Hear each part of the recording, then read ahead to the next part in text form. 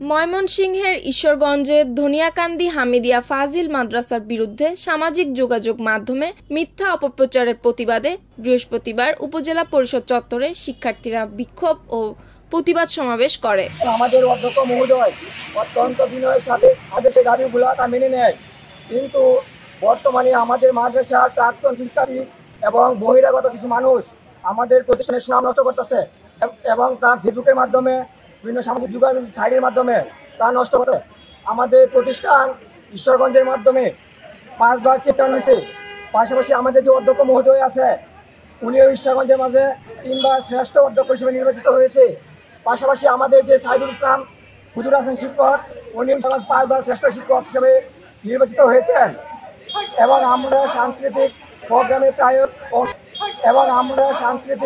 প্রোগ্রামে প্রায় অংশগ্রহণ করি এবং সেই জায়গায় আমরা প্রায়ই অত্যন্ত আনন্দের। প্রতিবাদ ও বিক্ষোভ সমাবেশ শেষে উপজেলা নির্বাহী কর্মকর্তা ও মাদ্রাসা ম্যানেজিং কমিটির সভাপতি সারমিনা সাত্তারের কাছে স্মারকলিপি প্রদান করে।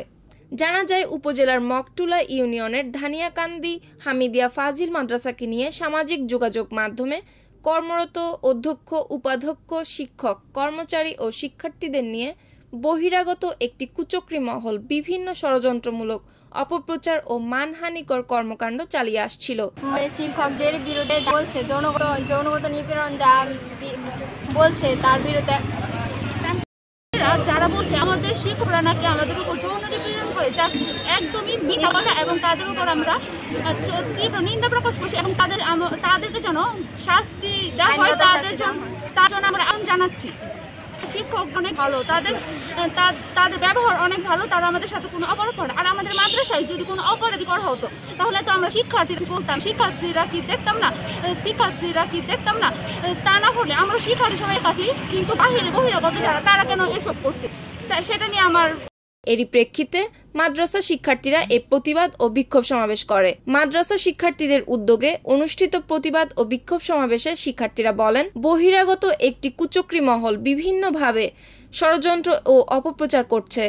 যদি এগুলো বন্ধ করা না হয় তাহলে শিক্ষার্থীরা আরো কঠিন কর্মসূচি দিবে বলে জানায়। এ ব্যাপারে উপজেলা নির্বাহী কর্মকর্তা সারমিন সাত্তার বিষয়টি দ্রুত তদন্তপূর্বক প্রয়োজনীয় ব্যবস্থা গ্রহণের আশ্বাস প্রদান করলে শিক্ষার্থীরা প্রতিবাদ ও বিক্ষোভ সমাবেশ সমাপ্ত করেন। সমাবেশে বক্তব্য রাখেন শিক্ষার্থী মাহবুব আলম, আরাফাত হোসেন, আবু রায়হান, আরিফা আক্তার, নীলফা আক্তার, আইরিন আক্তার, জুনায়েদ আহমেদ, সুলতানা আক্তার, তৌহিদ আহমেদ, পিয়াস প্রমুখ।